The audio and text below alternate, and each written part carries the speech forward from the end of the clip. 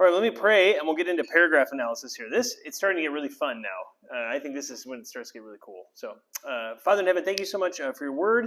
Lord, thanks for just your graciousness to us. Lord, we know we don't deserve your mercy. And yet, Lord, you've poured it out on us in abundance. Lord, we are sinners, and you've forgiven us. Lord, you strengthen us and empower us for the Christian life, and you do this all through love. And so, Lord, pray that you would make us loving people, Lord, people that love others, even as we love ourselves, or that love others as you love them. Lord, give us the heart of Christ for that. Lord, and even as we study today, Lord, I pray that you would help us to understand your word in deeper ways, Lord, and to grow in our knowledge of you through it. Lord, we love you and thank you. In Christ's name we pray. Amen. Okay, so how many of you did your homework? Raise your hand if you did your homework. Very good, very good. You have it all to turn in to me? I have graded homework on my desk at the office. So I will give it back to you. I'm sorry, but it's coming back to you, I promise. Okay? All right, so last week, what did we talk about last week? You guys remember? How many of you slept through last week's class? Yes, perfect. We know you. Who else slept through last week's class? Anyone remember what we talked about?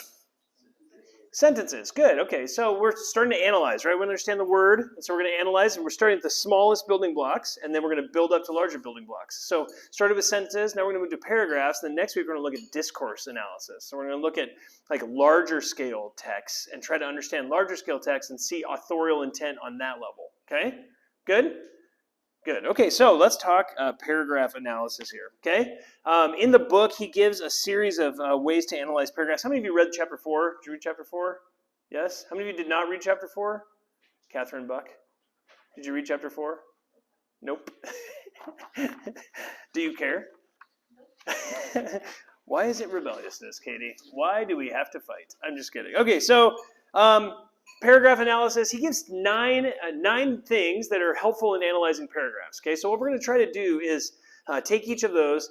He does a good job. The authors do a good job. It's very helpful. But what I want to do is like sort of build those out a little bit more, give a little more robust analysis on each one of those things, and give some examples.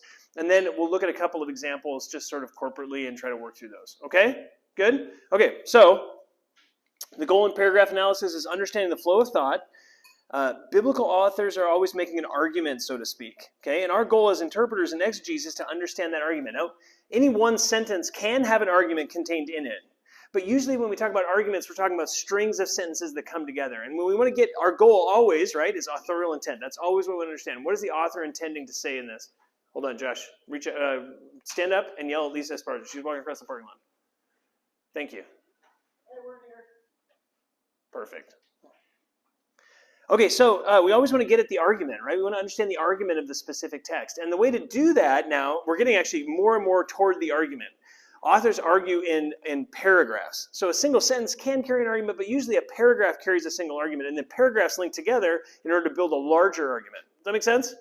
So started with sentences. It's important to know grammar, important to know languages, important to understand how those words work together inside the sentences, and then the sentences work together to build a structure that allows us to get the author's intent from any specific text. Okay? All right, so biblical authors always make an argument. Our goal as interpreters and exegesis to understand that argument. When the logical flow of thought is understood through a paragraph, interpretation of specific text becomes substantially easier. So you want to walk through each of these sentences in a paragraph and ask yourself, what's the argument that's happening inside of these specific sentences so that we understand the whole argument of the paragraph. Okay? That's what we're moving toward. And the goal of each of the analysis points in chapter 4 is actually moving toward this end. He doesn't actually say this, but he sort of says it. Each of these 9 points of analysis for paragraph analysis is moving toward that authorial intent. That's what we're working toward. Okay? So the question we're always asking ourselves is, what is the author's argument here? In every text, you come to any text, you say, what is the author doing in this paragraph? What's his argument that he's trying to make for me? He's trying to convince me of something. The Bible is a book of convincing, right? And all of those texts are designed to convince us of things that are true. And our job is to analyze the text in order to understand what the author is convincing me of about God or about myself or about all sorts of things. Yeah?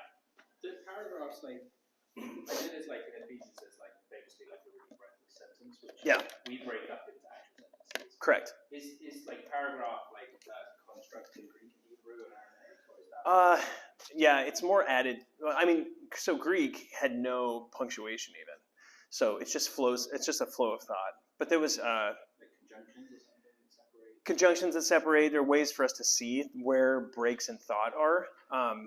Greek is highly inflected, so rhetoric in the ancient world is a big deal. Like Augustine was a rhetorician. You know, he was able to make arguments, and those arguments are constructed very logically, and they're built sort of like pillars. And so that's where we get those sort of pillar-based kind of like structures where you're following a train of thought.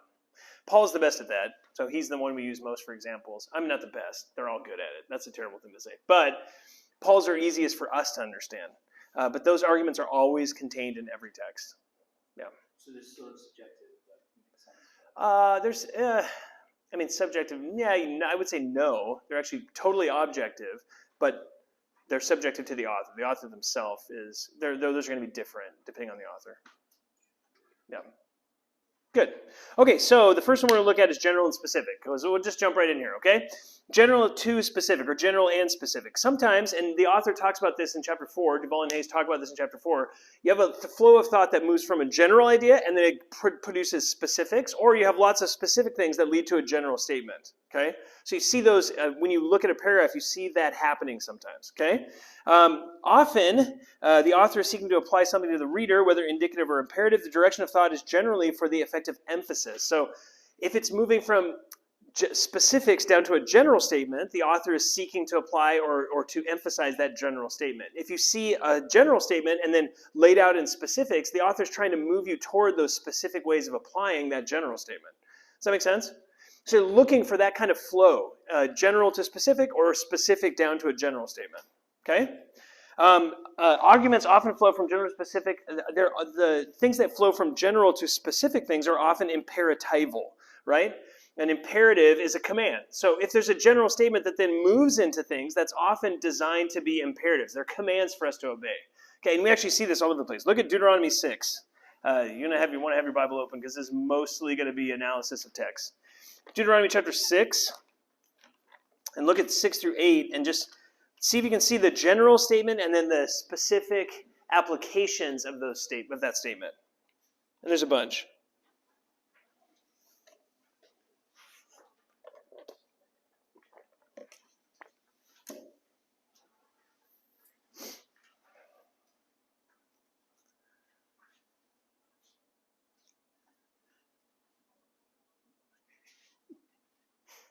Yes. When you said specific to general, and that means the author wanted to emphasize general, how do you know that? How do you know he's not just trying to show you all the specifics and kind of wrap it up with like, here's the general? Well, in that case, I would say that is the emphasis, right? If he's showing you all the specifics and then he wraps it up with the general, he's moving toward that idea. If he's giving you a general statement and then he moves out of that, he's emphasizing something about how that's functionally taking place. Does that make sense? So like Deuteronomy 6, 6 through 8. What do you guys see as the general and then the specific outflow? Generally, these words shall be on your heart. Good. Okay. And what's the specifics of that? Teach them to your kids all the time. Yeah, teach them to your kids all the time. And the specifics are actually like, it's like a shotgun approach, right? He deals with all sorts of things. He's like, when you stand up and when you lie down, you walk in the way and everything all the time. In other words, he's saying, the general idea is have this in your head all the time. What does it look like to have the word of God in your head all the time? Well, it just comes out of your mouth all the time because that's what you're thinking about all the time. Okay, so does that make sense? That's the general and then the specific outflow of that. Good? So it's actually imperatival. It's designed to be a command. Have this in your mouth and in your head all the time, and that's going to show itself in the way that you function in your life. Okay? Make sense? Yes? How many of you ate a big lunch? Raise your hand if you had a big lunch. And now it's a little warm in here. The odds of you falling asleep are pretty high. I will publicly humiliate you. Okay, Ephesians chapter 4, look over there. That's our second example, Ephesians chapter 4.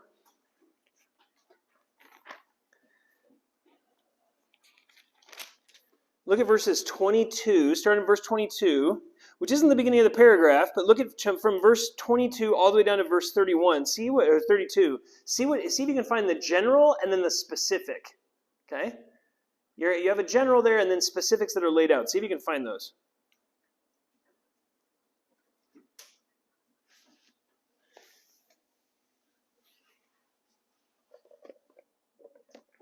This one's a little more structural. You got to look for this one a little harder maybe.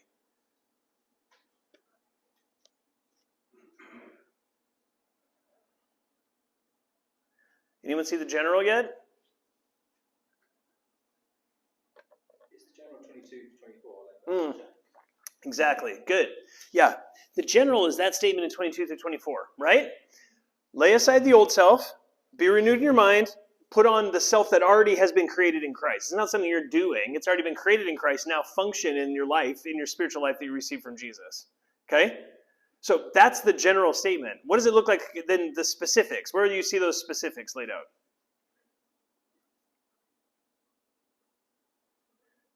To answer the question.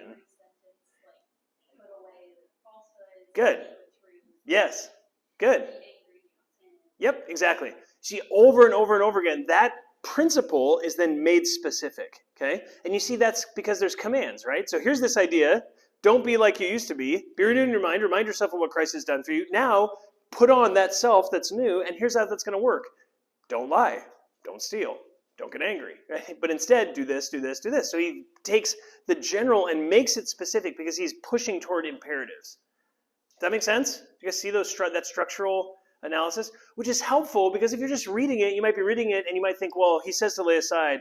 But if you do your quiet time early in the morning, you're only 1.5 cups of coffee in, you're barely functional, and you're looking at it and you're like, I don't know if I know exactly what he's talking about. But you start to read it, and when you look for those and those structural things, it helps you understand what's happening there.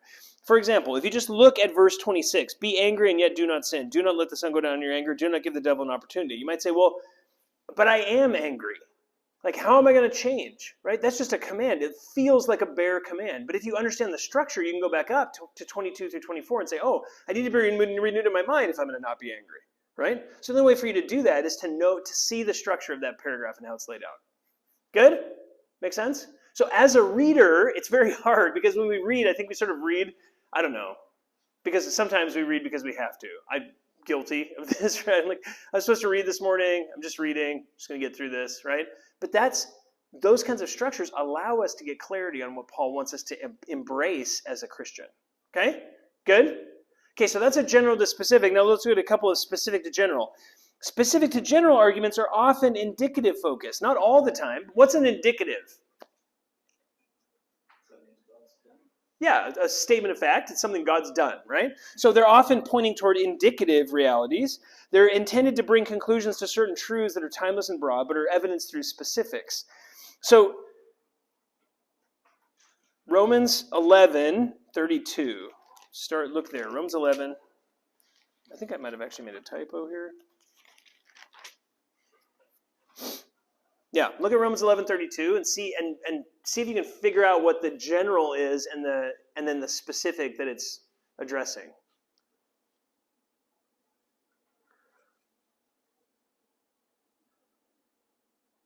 So start off, what's the general statement?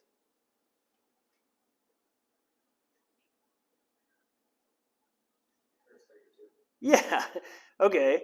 So what generally is being stated? God has shut up everyone in disobedience so that he might show mercy, right?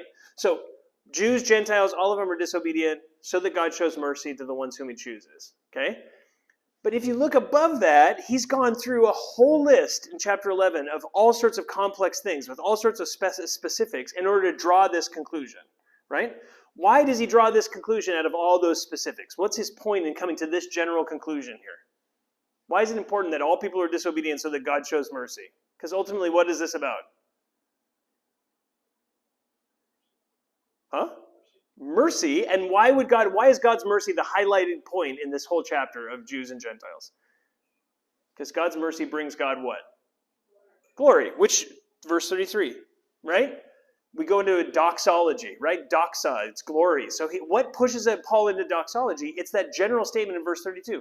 Everyone's disobedient so that he can show mercy to some. Wow, God is incredibly merciful and kind. He's so glorious. Okay? Does that make sense? So it helps us see what Paul's main point is in a very specific, rich environment. We can come to the general conclusion by looking for those general statements. Good?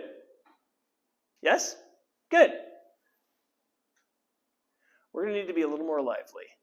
In my chemistry class, I make my kids stand up and do jumping jacks. So I'm willing to do that if there's less liveliness. Okay, next, general to specific. Look at Ephesians 1, okay, and look at verses 3 through 14. And Chris, this is actually what you referenced. Ephesians 1, 3 through 14.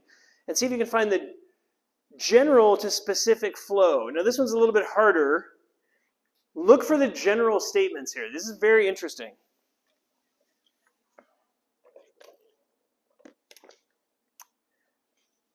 There's actually a general to specific flow. Yeah. Is there ever like a disagreement on what is the general and what's like the two theologians and hermeneutical people?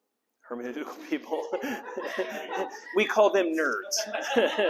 Yeah. Approach the text and be like, no, this is the actual general thing, and someone else is like, no, this is You can have two people that disagree over like an emphasis. Like Paul's emphasis is here or here. Paul is, but I mean, the idea of like general ideas and specific things, there's usually not disagreement on that because those are just like plain reading stuff. Yeah. What's the general statement in Ephesians 1, 3 through 14?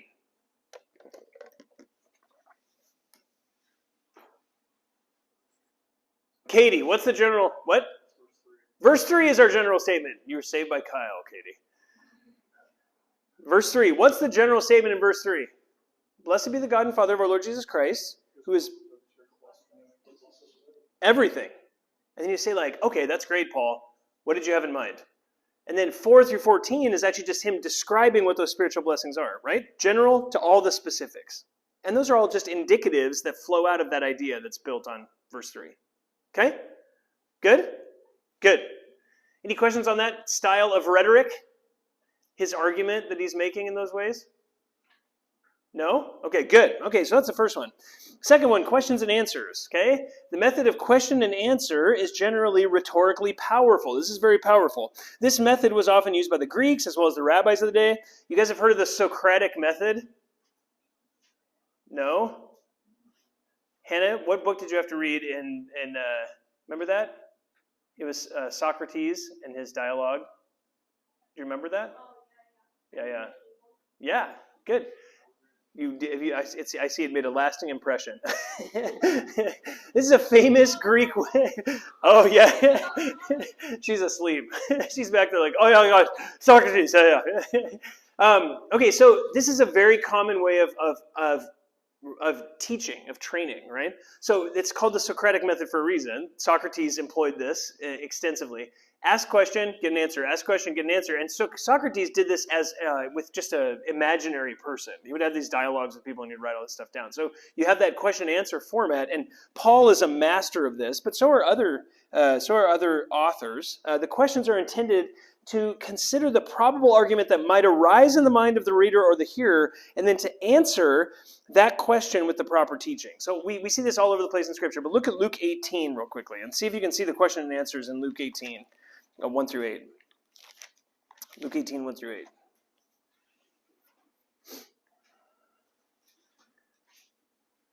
See if you can pick out the questions and then the answers that Jesus gives through this chapter. He's a good rabbi. He's teaching in a way that the people will understand.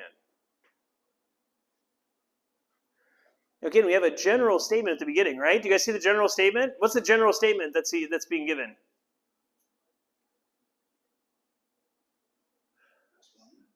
I'm going to start calling on people. Yes, correct. Verse 1, right? What does verse 1 say? Yeah, you should always pray and not lose heart. Okay, so that's the general statement. Now he's going to tell a parable to inform that general statement. And the parable, you'll see the questions and answers. Okay, so you have this parable of the widow. She says she wants protection from her opponent. And then he says, yet because the widow bothers me, I will give her legal protection. Verse 5. And otherwise, by continually coming, she will wear me out. Right? So you have the first dripping faucet woman. Right? And then verse 6, the Lord said, the only dripping faucet woman. Okay, and the Lord said, hear what the unrighteous judge said. Now look at his rhetorical argument here. Okay, look at verse 7. Will not God bring about justice for his elect who cry to him day and night, and will he delay long over them? So what's the obvious answer to that? No. You have an unrighteous judge who's ignoring a widow, right? This guy's so evil, he's ignoring the weakest in society, and he says, if that guy is willing to do it just to keep her quiet, God will certainly answer all your prayers. He's perfect. He's a loving Heavenly Father. And verse 8, he answers his own question. I tell you that he will bring about justice for them quickly. However, interesting, he asks another question, which he doesn't answer. He says, however, when the Son of Man comes, will he find faith on the earth? No answer. What's the point? That's actually the point of that paragraph, right? Does that make sense? So this is the structural argument of that paragraph. Do you guys see that? And Luke is trying to communicate it to us so that we're hearing, this is the lesson you're supposed to learn, story, question, so that we understand the lesson in a more profound way. And then one more question at the end to say, well, there's something going on here. Do you believe that God is like this? Does that make sense? Okay, so that's the argument that's being made there. Okay? And this doesn't take a knowledge of Greek or Hebrew or any of those things. It's just reading and saying, okay, what is the argument here? What is he trying to say in this paragraph? What's being said? What am I being told in this thing? Okay? Good? Okay, one more. Yes, ma'am. Sorry, what if you don't understand the question? Because the other day I was reading Mark and talking about the wine skins of the ocean. Oh, yeah. What if you're like... You should ask your care group leader, Stephen, who will give you an excellent answer. So like, is it always clear to the... It is always clear. It's not always something that we see, but it's always there. So that's where we have to think more deeply about those things. Yeah, that's a really good one. I could have used that as an example. Should have used that as an example, but whatever. Okay, good, very good. Okay, so another one. Look at Romans 9. Famous question and answer argumentation section. Famous. For those of you who came to us non-Calvinists, Paul beat you down with his questions and answers, right? This is awesome. Paul does something here that is, this has actually been studied in rhetoric for a reason. It's a masterful example of this question and answer system, okay? So what I want you to do is read and start in verse 6 and read down to verse 24 and see if you can pick out the questions, okay? So pick out each of the questions and then how Paul is arguing through them, okay? So look for the questions. When you see a question in your Bible, in your notes or whatever, put a little dot or something by it so you see them, and then we'll just follow through the questions.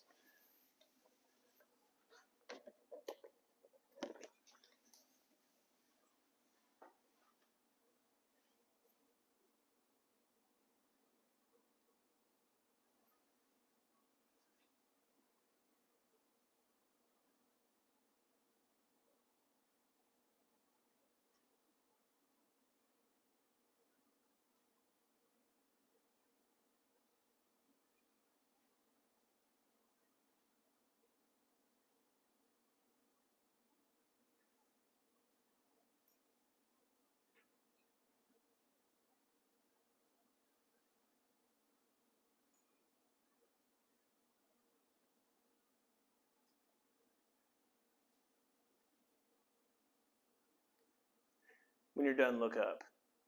So I know you're not dozing.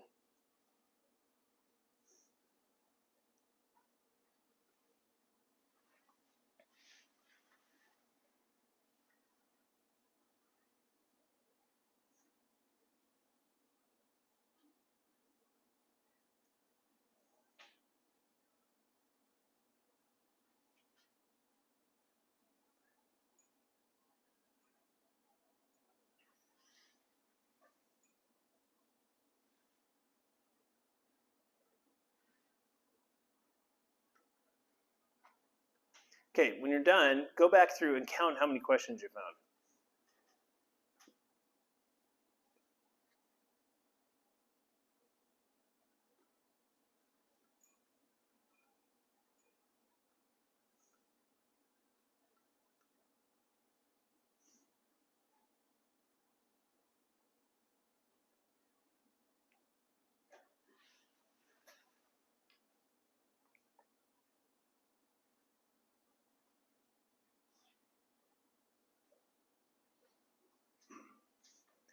Okay, how many questions? 10? Found 10? Pierce, how many did you find? 8? 8? 7. Feeling like this. Yeah, you're the only native English speaker. Yes. Mm-hmm. We should probably trust you. Okay, let's look at them. Okay, let's walk through. Where's the first question? Where? What shall we say then? Verse 14. Do you guys see that? Okay, so Paul argues in 6 through 13 about Jacob and Esau and the family relation, but that God had choice built into those. And then he asks this question, what shall we say then? Right? Okay. And then what's the next question? There's no injustice with God, is there? Okay, so he's asking that as a question, but he answers his own question in this one, right? What's the answer? By no means, may it never be. Absolutely not. There can't be injustice with God. So you have his flow of thought, and then the first question that he asks is, how can that possibly be? Isn't that unjust, right? And the answer is absolutely not. It can't be unjust. Okay? So that's his argument. You see how he's structuring his argument. What's the next question? Okay. Where do we see that? Yeah, 19, right? The next question. Why is that the next question? Well, he moves from the injustice principle, and then starting in verse 15, he argues from Moses and then to Pharaoh, and then he comes to the conclusion in verse 18, he has mercy on whom he desires and hardens whom he desires. So he comes to that conclusion, right? And then he has to ask the next question. What's the next question that's in your mind? If you read verse 18, just cold, the next question you should ask is, that's not fair, right? How is that fair? Why would he still find fault if he's done this? Okay? So that gets us to verse 19, and that makes sense for that, right? And then he says, why will he still find fault? And what's the next question? Who resists his will? Now, are those the same question? No. Actually, two different ideas, right? How can God still blame people? Because he's the one who's in control. That's really the thing that he's asking there. Does that make sense? Okay. What's the next question? Verse 20. Verse 20, yeah, good. Who are you, O man, who answers back to God? Okay, so what's Paul's answer to the question? Yeah, literally. I mean, this is crazy. But he doesn't answer it. He doesn't say, you're not actually allowed to ask that. He could have said that, but instead he actually asks it he frames it in the form of a question. What's he doing rhetorically now? Why would he ask it in the form of a question instead of just making a statement? Make you think about it, and even more than that. What else? Okay, we would ask the first question in verse 19. Paul answers with a question. He wants us to think deeply about what's going on there, right? Yeah, it's actually a subtle form of rebuke, right? Who are you, O man, who answers back to God? He's actually correcting the thinking that would cause us to think that thought. Does that make sense? So rhetorically, the questions are being used different, but he's walking through the argument for us. Okay? What's the next question?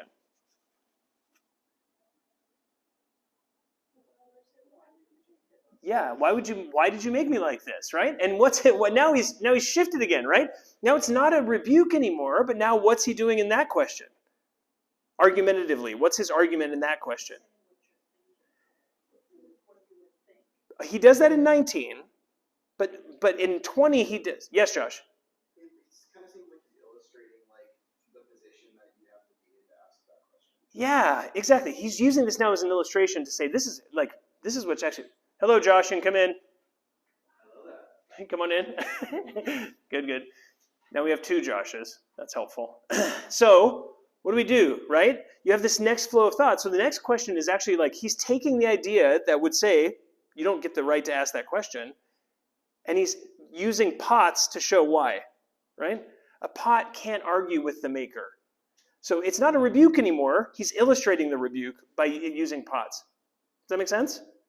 Okay, next question. What's the next question? Verse 21. All of verse 21. Doesn't the potter have the right to make whatever he wants from the clay? And why would he do that? Why would he ask that in the form of a question?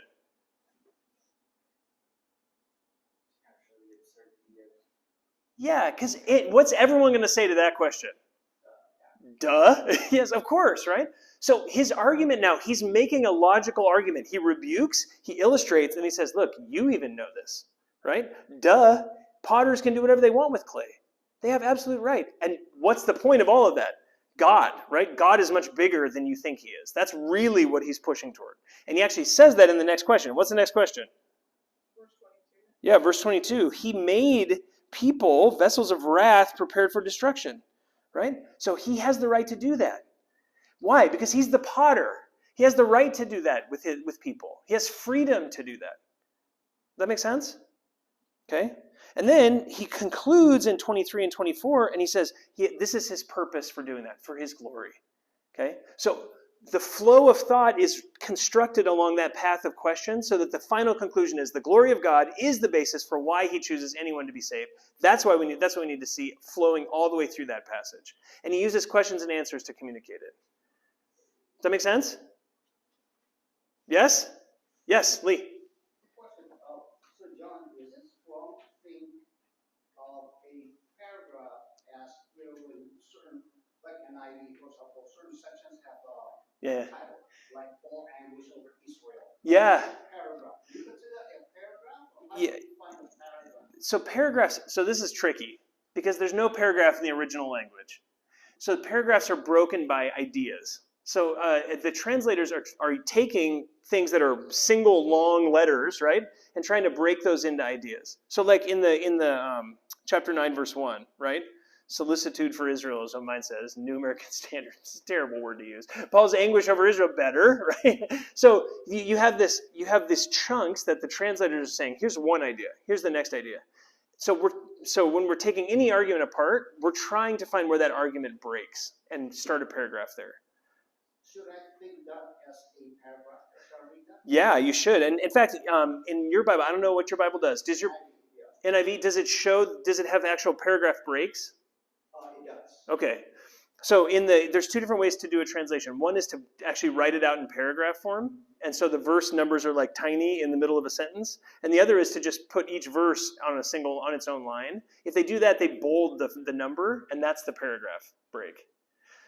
But again, so like if you have a New American Standard that looks like this is how mine's laid out, where the verses are laid out line by line. If you see a bold number, that's the next paragraph. So like verse 6 for me is bolded because that's the next paragraph. It's attached there. Hey, Kyle, will you do me a favor and go upstairs and turn the AC back on? Yeah. Cool. Okay, so does that make sense? Yeah. So the paragraph, we're trying to make an argument. So in this case, we're going to take a paragraph that starts in verse 6, which is a new idea, and take it all the way down to verse 24. But actually, verse 14 is sort of a break in thought too. And so the New American Standard guy said, well, there's another break in thought there. I don't actually think that's a helpful break in thought, but that's where they would put a break in thought. Okay? Good? But again, that's not in the original language. This is just the translator looking at the language and saying, I think this is a good place to put an interruption so that we don't have these long 7-page paragraphs. So you got to break them up somewhere. Okay? So that's question and answer. Good? So when you're reading and you see a question mark, what do you need to do?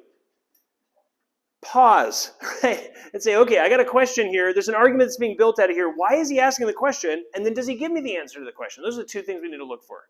Okay? Good. Okay, number 3, dialogue. Lots of dialogue. Yes, ma'am. There are some verses that have been translated. One is an example where some people look at it, some Bibles have actual questions. Yeah. And some don't. Yeah. So how do we know when the author was intending to ask the question? And does it really matter? It does matter. Yes. They're not super common. It's pretty rare. Sometimes, it's pretty rare. So I would say just when you read your English Bible, just look for question marks. Don't worry about those times. There might be a time when that shows up, but the odds of that happening where there's that much debate that you're going to have that substantial of a translational difference is pretty rare. When you say it does matter, then It totally matters if the author's asking a question, and there may be a time when you come to that. If it's a place where different translators are coming to different conclusions, and 2 conservative translators are coming to different conclusions, it'll matter less at that moment. Yeah. Does that answer your question? Yeah, good. Okay, number 3, dialogue. Okay, when dialogue appears throughout the Bible, especially in narrative context, it is not as while dialogue appears in the Bible, is not as common as one might expect. When dialogue appears, it's always very purposeful and can help to understand the argument that the author is making with much greater clarity. Okay? Now this is important. Dialogue isn't that as common as you might think. There's a lot of dialogue, but if you're writing narrative, you're writing history, and you include a single conversation, there's got to be a reason why. Okay, so that's again what we're asking of every text. Why would they include this conversation? Okay, so I want us to look at 2 Samuel, right? 2 Samuel records long periods of time with just a few words, right? The first 10 years of David's reign is covered with 1 chapter. And then you have an entire chapter that's just a conversation between him and Nathan in chapter 12. Okay, so in terms of the pace of the author's got his foot on the gas pedal. You're flying like a year per verse. Then all of a sudden, he pumps the brakes and stops, and you get a conversation that lasts 10 minutes, and it fills a whole chapter. So why? What's going on there? What's happening? So look at 2 Samuel 12, okay? And I think the answer is relatively obvious, but what's happening there? Verse 27 finishes with David had done what was evil in the sight of the Lord, and then it's like Nathan comes to Good, exactly. So now he's got, God isn't going to let David get away with it, right? If you remember, at the end of chapter, it's at the end of chapter 11. Look at the end of chapter 11.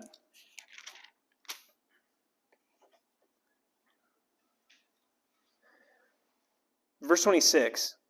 Now when the wife of Uriah heard that Uriah, her husband, was dead, she mourned for her husband. When the time of mourning was over, David sent, brought her to his house. She became his wife. Then she bore him a son. And at that end of that sentence, you think to yourself, this guy got away with this.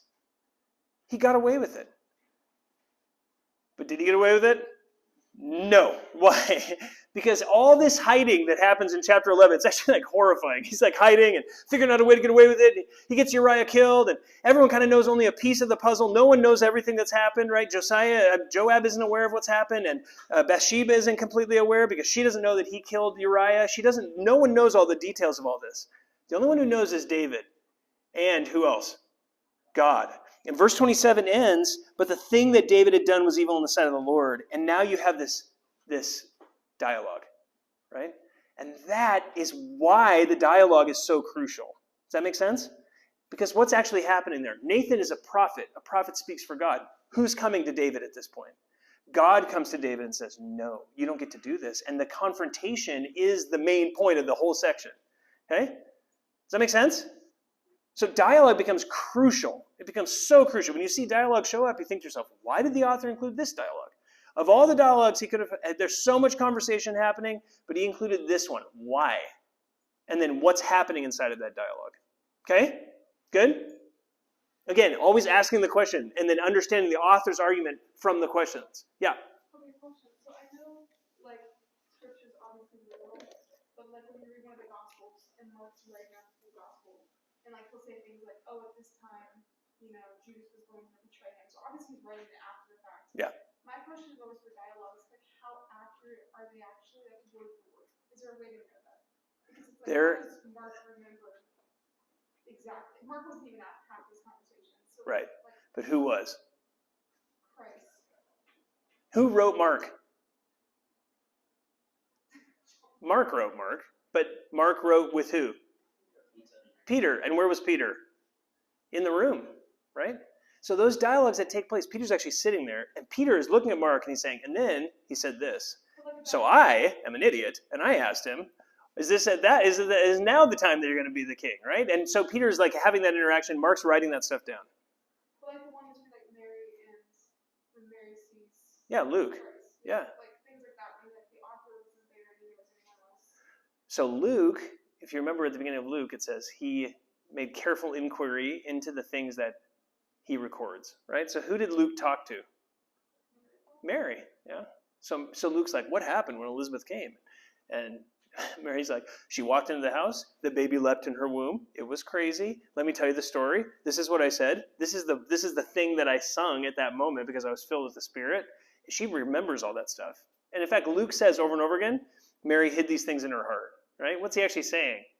Mary remembered all of this. This is the biggest event that's ever happened in her life, bar none. She's like stunned at this moment. Everything that's happening, she's recording sort of in her mental database. Good. Okay, one more. Paul's interaction with Festus and Agrippa, right? Look at Acts. I think it's 26, right? Paul before Agrippa. Acts 26. And again, you have long sections of time moving as Paul goes on these missionary journeys. All this stuff happens. He has all these conversations with Timothy on the road. None of that gets recorded. And then he has this conversation with a king, and this happens, right? What's going on in this interaction? Why? Why would Luke include this in telling these events? And the answer is down starting in verse 24 through verse 29. Why does Luke include this conversation?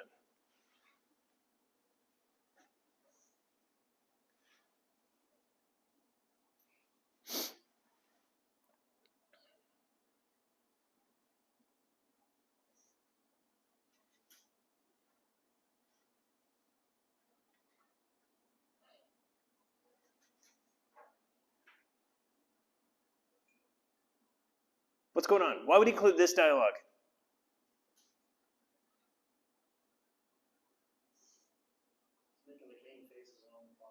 Okay, so just like a bare reading, the king has to deal with what he really knows is true, right? So Paul's like holding this up in front of the king and saying, you know this is true.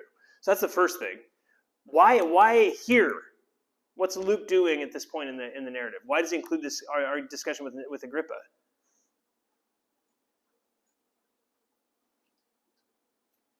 Anybody? Okay, Luke was what? What was his profession? Doctor. Jew or Gentile? Gentile. Paul is what? Jew. Okay, what's the story of the book of Acts? It's a transition from Jewish Christians to Gentile Christians. The last dialogue that Paul has is with Agrippa. Agrippa, Jew, Greek. Greek. A Greek who knew the prophets. A Greek who read the Old Testament, right? What is Luke communicating here?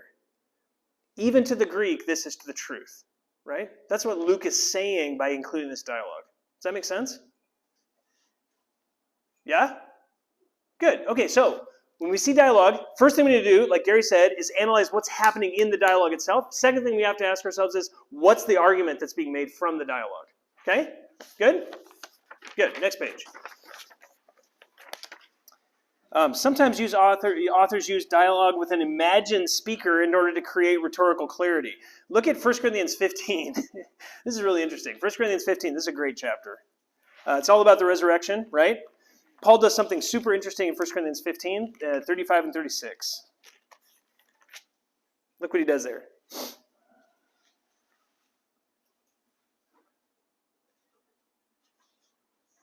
And then we want to ask ourselves, what's happening in that dialogue? Paul's having a conversation with someone who's not there. Nice. Caleb is dozing off. He dropped his phone. Okay. What's happening in this dialogue? 1 Corinthians 15, 35, 36. What do you notice? Does Paul sound nice or not nice? Not that nice, right? So what's going on? Why would he call a non-existing person a fool? What's that dialogue about there?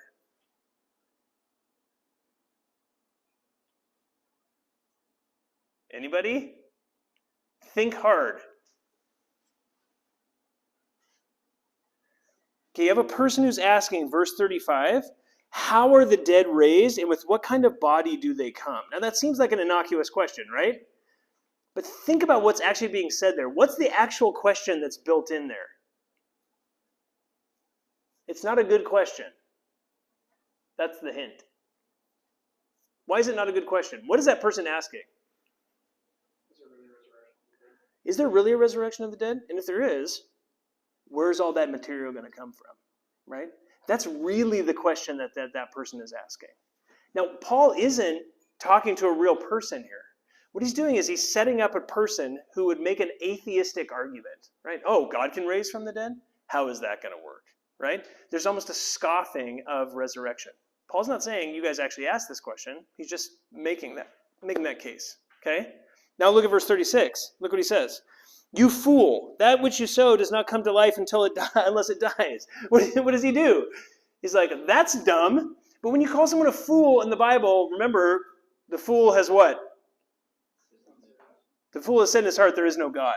Right? Paul is saying, you're thinking like an atheist. If you think that way about resurrection, you've missed the fact that God is the creator of the universe. And when something dies, God has the power to bring it to life again. He'll give it a body that's totally different. And that's the argument that flows out from that. Does that make sense? So that's even dialogue that's happening, not even with a person, but Paul creates what they call an interlocutor, right? A person who's also interacting with him in order to make a rhetorical argument. Okay? Make sense? Good. Okay, so that's dialogue. Good. Okay, purpose result statements. It's number 5. This rhetorical technique is incredibly helpful in understanding an author's intent in a given paragraph. At times, that's very easy, right? The purpose is very plain. Psalm 119:11, anyone have that memorized? Fantastic, Pierce. Thy word have I hid in my heart that? What's the purpose? You won't sin. So what do? You treasure God's word in your heart, you won't sin. That's literally what he's saying. So the purpose is very plain there. At other times, it can be more obscure. Okay? And there's an example of Ephesians 5:6, which we won't turn to right now. In narrative, the result statements almost always are used by authors to move the story forward, okay? Or to draw important rhetorical conclusions about events. That's just a one-off, okay? Now what I want you to do is go back to Ephesians 1, 3 through 14, and what is the result statement in Ephesians 1, 3 through 14? What's the conclusion or the purpose that Paul includes all this for? Ephesians 1, 3 through 14. And there's a hint there. Look for repetition. See if you can find it. No, not you, Katie. You already found it? Oh. I'll call on you in just a moment. Piers, like, what? What'd I do? Leave me alone. Sorry. We're in a small room and I try to... Everyone got it? Katie, what's the purpose? Boom! There you go. Good job. Very good. Where do you see that repeated? Where do you see it repeated? Well, that's not the first one. Verse 6, right? So God predestined us to the praise of the glory of his grace.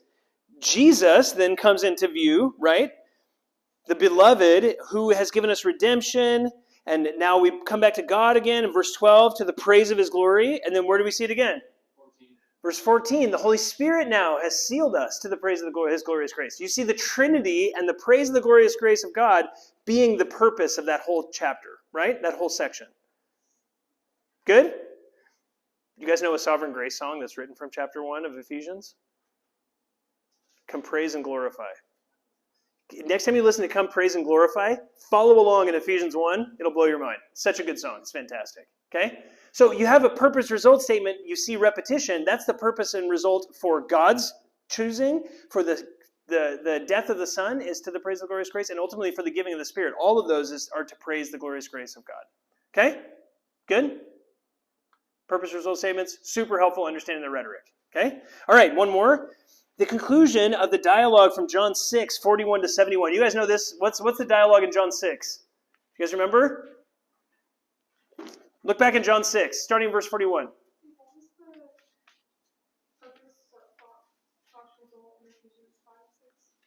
We'll look at that one later, if we have time. Yeah, sorry. John 6, starting in verse 41.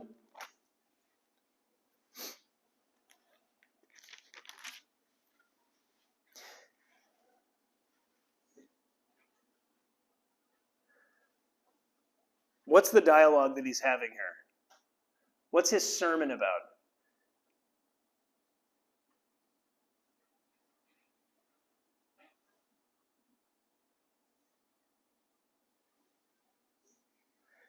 It's sketchy. He says some hard things, doesn't he? What's the hard thing that he says? What was that? Yeah, that's the beginning of it. What causes the Jews to struggle? Yeah, Josh? Would it be verse 65? Yes. That's also very difficult for them to hear. But I was thinking before that. Yeah. So you're a Jew. This guy stands up and says, you have to eat me and drink my blood. What would you say? Like, gross? That's weird, right? So he's saying something that's intentionally confrontational. Now, what's the purpose of this whole thing, though? You see the purpose result statement. Where do you find the purpose result statement? Keep reading.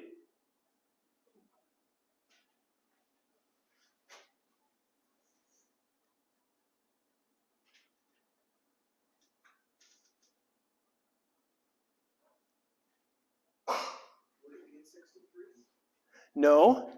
I mean, yes. That's important, right? The Spirit gives life. It's the flesh profits nothing. In other words, you can't come to me. Okay, so that's his conclusion to his sermon. Where's the result of the sermon? Yeah, look at verse 66. As a result of this, many of his disciples withdrew and were not walking with him anymore. The crowd disperses, right? He's got a huge crowd of people, 20,000 people. Everyone's gone. And it says he turns, verse 67, he said to the 12, you don't want to go away also, do you? In other words, literally, everyone is like, this guy's weird, and they all leave. And the 12 are standing around him, and he's like, are you guys going to go too? Right? And Peter's answer is, Lord, to whom shall we go? You have the words of eternal life. We know that you're the Holy One of God. And Jesus says, Judas is among you, right? So the flow of thought there comes to the purpose-result statement so that this statement can be made about the 12 who are then connected with Christ. Does that make sense? Yes? Okay, so rhetorical analysis. Why does John include this way? What's he doing?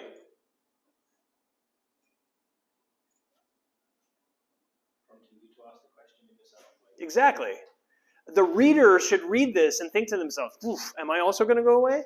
Right? That's where we should come to at the end. That's what John is trying to get us to do as we analyze what Jesus is saying.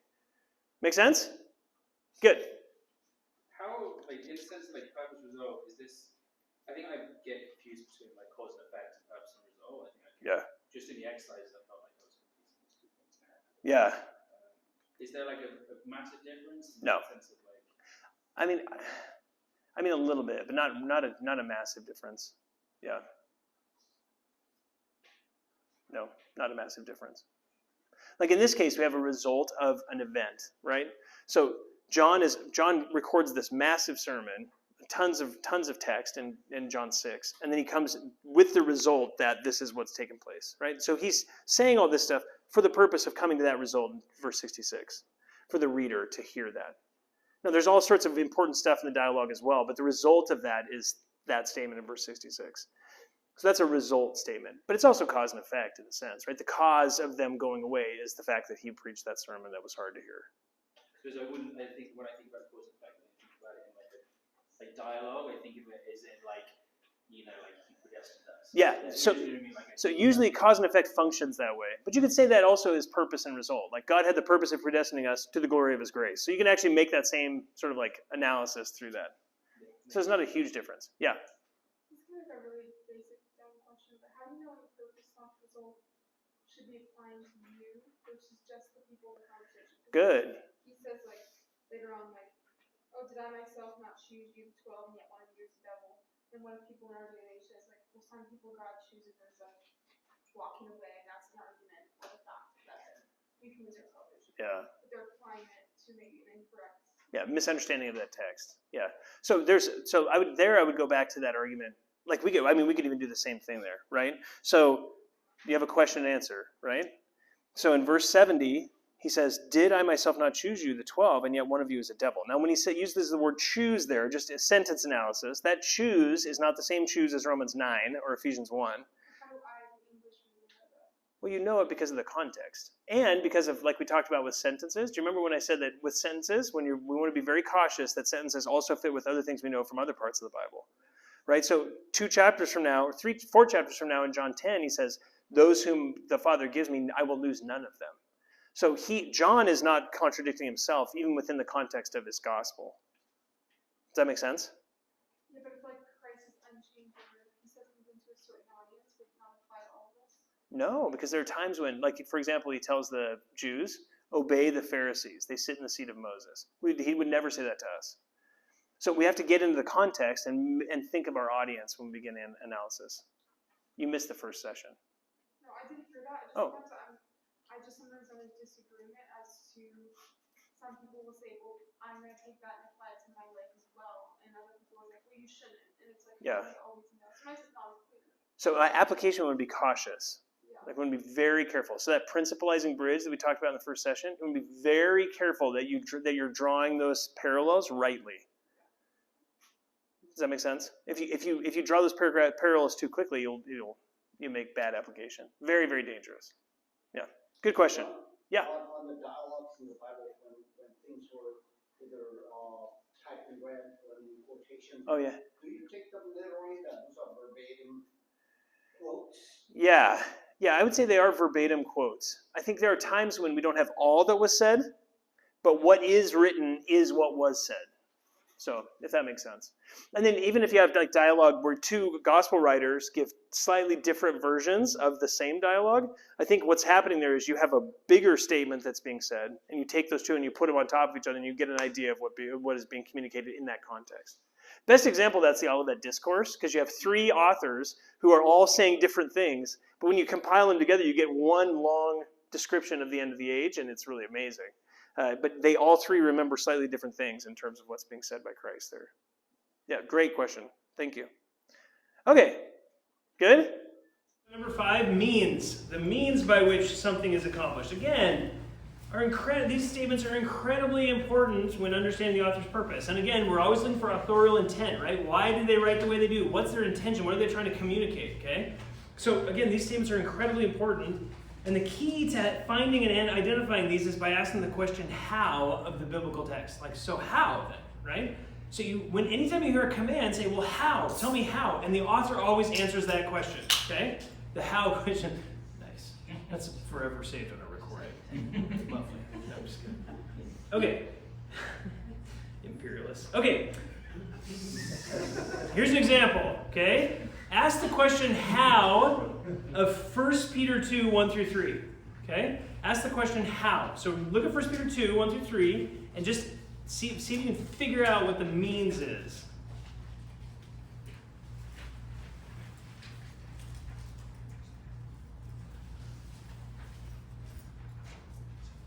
The means of change. Kindness of the Lord. Los. That we have tasted. Yeah. Good. Okay, look at verse 2. Okay? Look at verse 1. Start there. Putting aside all malice and all deceit and hypocrisy and envy and all slander, like newborn babies, long for the pure milk of the word,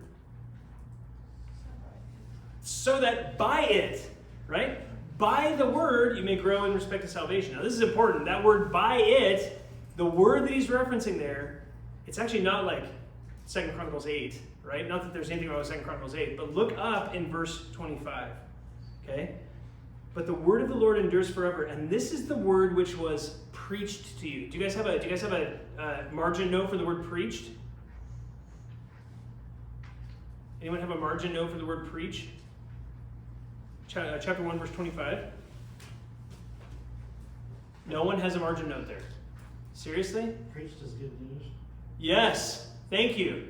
The margin note is, that word is euangelizo, where we get the word gospel. Okay? It says, the word of the Lord endures forever, and this is the word which was gospelized to you. Right? This is actually an amazing passage. He says, the gospel came to you, and it made you alive. And he says, now, put aside all evil, and long for the pure milk of the word. When he says the pure milk of the word, he's talking about the gospel. Teach me the gospel so that by it I may grow with respect to my salvation. Does that make sense? It's like an incredible passage in terms of means and how we change as Christians. Okay? Make sense? Good. Okay, second example. What is the means statement in Romans 12, 1 and 2? And what is it referencing? What is the means statement there? There's a means that shows up in that text.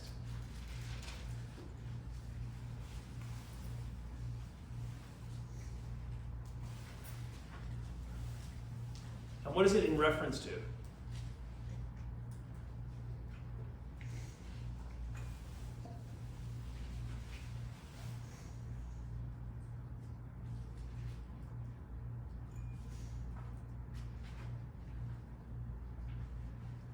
Katie, what's the means statement? To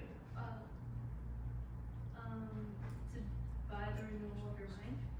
What? Buy the renewal of your Okay, that's the second means statement. Very good. By renewing your mind, you do this thing. But what's the first means statement? By the mercies of God. Okay? So, by the mercies of God, and when you renew your mind, what do you renew your mind with? The mercies of God.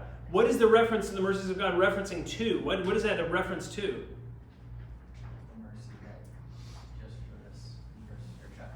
Yeah, well, not just chapter 11. Like, the whole thing, right? Romans 1 through 11 is the mercies of God. Paul says, therefore, by the mercies of God, do these things, right? And how do you do that? Well, by renewing your mind. You got to remind yourself of what you've just read in Romans 1 through 11 if you're going to apply it and live in Romans 12 through 15. Make sense? So this is like a big hinge in the book. It's a huge, important verse. Okay? So those mean statements are very helpful in analysis. Okay? Okay, one more example of conditional clauses. Conditional clauses, always nice. Okay? These provide helpful rhetorical insights into the argument of the author. Okay? We'll come back to this in just a second. There are 4 different types of conditional statements, and I'm going to show you a handout that has that little outline for you to help you look for those. But here's an example. Identify the conditional... actually, let's look at the handout first. Sorry. This is on your page. The reason why I use this non-staple staple, you guys see those? Isn't that cool? It's very high-end. The reason why I use that is because that way you can tear this out, put it in a 3-hole punch, and put this in a binder somewhere, and you can save this. 4 examples of conditional sentences in the Greek New Testament. Okay? So there's examples of the examples on the far right side, but I want to just give you those 4 classes of conditions, okay? Now, when you take Greek, you got to learn this, but you don't have to worry about it. You can just look for these in the actual translation in the English. You don't have to learn Greek to do this, okay? But it's a helpful way for us to think about the rhetoric of the logic of a paragraph, okay? Okay, so the first class condition is just a simple condition, right? And if you look there in the second column, see the second column? The possibility of being realized. That's how you classify these conditional statements, okay? So a first class condition just assumes the reality of the premise for the sake of argument, whether it's true or not, okay? It's just assuming that that's the case. So you just assume that's the case. So, and there's a bunch of examples there. Romans 6:5, you can look at that in Romans 6:5. There's a first class condition in Romans 6:5. Paul says this, he says, "For if we have become united with him in the likeness of his death, certainly we also shall be in the likeness of his resurrection." So that's a first class condition. You were assuming that that's the case. You're united with him, therefore this will always also happen for you. Okay? Second class condition. That's the second one there. It assumes the premise as untrue for the sake of argument, whether it's actually true or not. Okay? It's assuming that it's not true. Even if it is true, it's just assuming that it's not true for the sake of making an argument. Okay? So first class condition assumes it's true. Second class condition assumes it's not true. So an example of that is 1 Corinthians 2:8. Look at 1 Corinthians 2:8. Or if you don't want to, I'll read it to you in 5 seconds. 1 Corinthians 2:8 says, "But we speak God's wisdom in a mystery, the hidden wisdom which God predestined before the ages to our glory.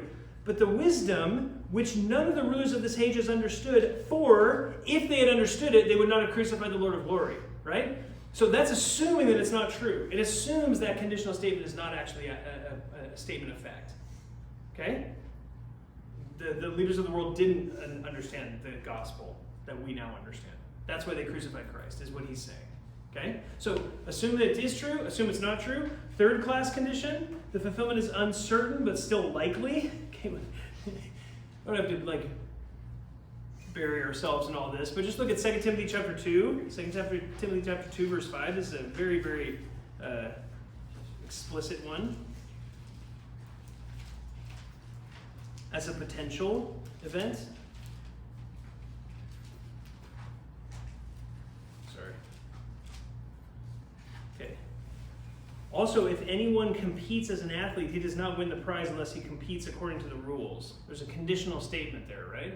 If anyone competes, you don't win unless you do that. So there's an argument that's built into that, right? So the conditional statement's being used to communicate something. It's a third class condition that assumes that it's probably true. And so that's the argument flow that's being made there. Make sense? Fourth example, less probable future condition. We can look at 1 Peter chapter 3:14. There's a less probable future event. Okay. Verse 13, "Who is there to harm you if you prove zealous for what is good? But even if you should suffer for the sake of righteousness, you are blessed." Okay? And he's saying that probably won't happen. How do we know he's saying that probably won't happen? Yeah, even if, right? And, in fact, verse 13, "Who is there to harm you if you prove zealous for doing what is good?" So most of the time, when you do what's right, no one's going to harm you, right? But even if that were to happen, is Peter's argument. See how that helps us understand? When we understand how that conditional statement is used, it helps us to understand the argument, the flow of the text that's built into that. Good? Make sense? Okay, so we have 4 different classes of conditions. If you really want to be a nerd, when you see the word "if," ask yourself, which of those 4 classes is it, and what's the argument that's being made? And so since we're all a little nerdy, we're going to look at an example of this, okay? So look at the example that's in Romans 2:17 through 21, okay? Identify the conditional statement, and then bonus points if you can state which class of condition it is, okay? Romans chapter 2, verses 17 through 21. What class of condition is it?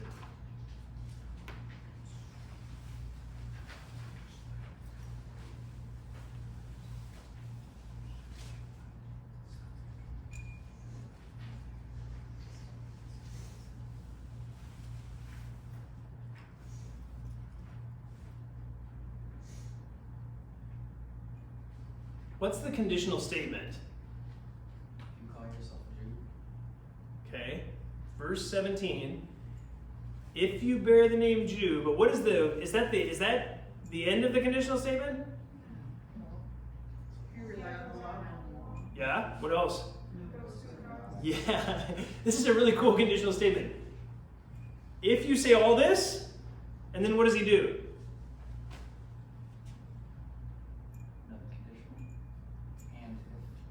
Yeah, no, he keeps going with all the and ifs, but look at verse 21. You therefore who teach another, do you not teach yourself? What's he doing? He's using question and answer now. After the conditional statement, he's using question and answer to rebuke them, right? So what class of condition is this? Huh? I can't hear you. I was gonna say third, but I feel like I'm Third class? Yeah, so no, because it's not probable that they are doing good things, right? Yes, Josh? Would it be second class? Yeah, I think it's a second class condition. So it's assuming that it's not the case. Even if it is true, it's assuming that it's not actually true of them. They're not actually doing all the things that he's placing as a conditional statement about them. Okay?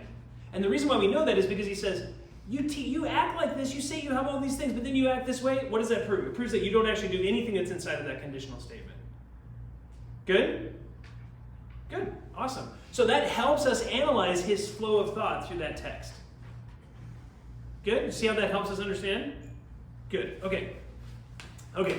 So that's a handout. You can, if you want to just geek out on that, you can have a great time and examine those and look at all those. They're very fun. Okay? Good. Okay. Actions, roles of people, and the actions, roles of God. Okay? These relationships between God and man are represented both positively and negatively.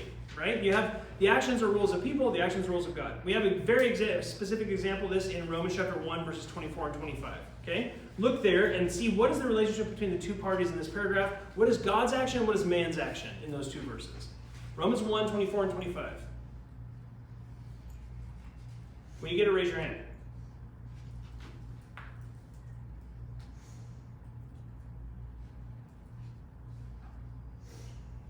Yes, Sam? Sorry, did you ask what's the role of God? Or the Well, either. You can say either or both. about how God is the creator. Okay, good. God is the creator. We're the creature. We're the creature. So Romans 1, 24 and 25. God created them, right? He's the creator, and we're the creature. And then how does God act? That's his role, but how does he act? What does he do? He gives them over, right? And what is man doing that's causing this? Exchanging the truth of God. Good. Okay, good. So we see the roles, right? Man is the creature, but he exchanges God, right? God is the creator, and because of that exchange of God for the truth of God for a lie, now God gives them over. God's response to man's unrighteousness. Does that make sense? So the roles and their actions are helpful in understanding what's taking place. You peel all that stuff apart, it makes sense. It makes more sense as you take the paragraph apart. Okay? Good? Good. Okay. Number 8, emotional terms. Okay? This could fall into both sentence and paragraph analysis since it's a word evaluation, but through a paragraph, the emotional terminology provides clarity on an author's intention. You get emotional terminology and it helps you understand what's going on. One example of that, we're just going to look at it real quickly. Psalm 119, 9 through 16. Just flip there. Psalm 119, 9 through 16. See if you can see the emotional terminology. So start reading it, and when you find an emotional term, just say it. Yeah, with all my heart. Good, with all my heart. What else is emotional?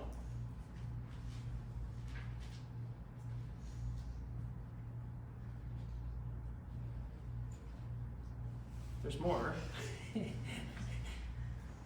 Other emotional terms, just say them. Treasure. Good, treasure. That's an important word, right? Do you guys treasure something? Anyone have something that they treasure? Hannah, do you treasure your father? Exactly. No. If you have something you treasure, that's the idea that's being communicated there, right? You have something that you love. What else? What's another emotional term? Oh, Oh? yes. Or that my ways may be established. Oh, okay. Good, yeah. What does that express? Longing. Longing, yeah. Oh, right? He's praying. It's a prayer. What else? Delight. Yeah, delight. Good. Very good. What else? There's more. Ashamed. Rejoice. Yeah, rejoice, ashamed. All those things are emotional words. You hear what's the psalmist communicating to us? You have him pouring out his heart about the Bible. Okay? I rejoice in these things. I treasure them in my heart. I'm longing for your testimonies, right? There's all of this expression of emotion. Why would the author do that? Why would the author express all of this emotion? Couldn't he just say, Bible, good? What's happening here? What's the point? It's to stay up. Yeah, he's saying this is the heart of a person who loves God. They love the Word. They want to come to it. They want to understand it, rejoice in it, embrace it, grow in it, all that stuff that's happening, right? Long for it. Good? Does that make sense? Okay, good. And then the last one, tone. The author's tone is not apparent by language in isolation, but requires additional labor to grasp sometimes. Okay? The language gives clues, but is not a finished sentence. The language gives clues, but is not always certain. Okay? Because tone is complex. Tone is very difficult to understand, right? You can say, well, this is what Paul's saying, but his tone is harsh. Yeah, how do you know that, right? It's hard to know. So we want to be very cautious when we make these kinds of evaluations. But look at 2 Corinthians chapter 5. There's a real clear tone. 2 Corinthians 5, 18 through 20. If you want to hear good tone statements, the Corinthian books are the best for the tone. Because he says things like, what are you saying, you fool? It says his tone is strong, right? He has a specific thing he wants to address. What's Paul's tone in 2 Corinthians 5, 20 and 21?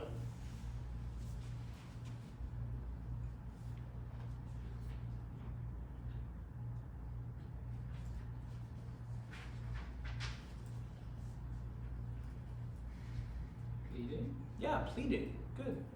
It's a pleading tone. Do you hear it? He's like, we beg you on behalf of God, be reconciled to Christ, right? On behalf of Christ, be reconciled to God. He's pleading with his reader. He's pleading with people to come to Christ. That's Paul's heart, right? When Paul shared the gospel, he wasn't like stoic. He's like begging people to come to Christ, right? That's what's in his heart. So his tone is expressed by the language that he uses. When we read it, we can hear his tone, and we can pick out the ways that we hear his tone, but read it with the tone in place, and it gives you greater clarity on what's being communicated in the text. Okay? That makes sense? Yes, ma'am. So we talked about how like there's differences culturally between when the book was written versus when we now read it, and Yes. even just Western Yep. culture. So I would assume there could be points where we could read something and get a tone Yeah. that's based off our cultural interpretations. For sure. How Yeah. can we- Just more careful analysis. That's why tone is a little slippery. You have to be very cautious, right? So you might say, well, Paul is just harsh. He's calling him a fool. Like Paul was an angry guy. Well, no, not necessarily. He's actually addressing their atheistic tendency in the question that's asked there. And it's not even to a person, it's just to an imaginary person. So he's addressing the imaginary atheist who would scoff at the resurrection. So the tone is actually firm and clear, but it's not necessarily insulting. So you're right. We want to be very cautious when we look at tone. It's a slippery one. And we can it's much easier for us to read our modern selves into the text in those. One of the ways that you see that is the difference between 1 Timothy and Titus. Paul's talking to 1 Timothy in Ephesus. And Ephesus is like a really refined city, and it's a nice place to live, and they're very well educated, and Paul's like, keep preaching the word, you're doing a great job. Then he talks to Titus, and he's like, Cretans are evil beasts and lazy gluttons. And you're like, whoa, you don't need to talk like that, right? That tone is too heavy-handed. But it actually was an uneducated place. It was very dangerous to be there. So Paul is actually addressing a cultural issue that's happening there that we can then hear the tone as he communicates that. It's not meant to be harsh. Good? Yeah? How would you because my question was similar to hers, how would you pick up tone to make sure we should be very careful, like Jesus when he's talking to women as well? Yeah. It's like he seems pretty savage when he's like, yeah, you're right. You don't just have one. Savage tone. It sounds super, I'm like, Yeah. dang. But or like. But yeah. was he savage? I mean, I don't know. It sounds pretty sarcastic, but like. Yeah, and, but like, was he sarcastic? Come on, she gets saved, Savvy. Was he being sarcastic? No. No, But, like, he's. he doesn't sound like he's complimenting. He's like, yeah, you're right. You've had multiple. Like, it just sounds So like what's he doing there? That tone isn't savage. What's he doing there? showing Suppose respect. you're just drawing. Yeah, he's like, hey, here's you. And that when he makes that statement, he's not being savage. He's being kind. He's saying, you're right. You have no husband, but be honest. You actually have a huge problem. And he is actually like revealing that in kindness to her. It's not savage, it's merciful. Does that make sense? Yeah. So we want to read it, we want to be cautious when we evaluate tone. That's what I'm saying, it's super slippery. Be very careful to do tone when we're understanding it.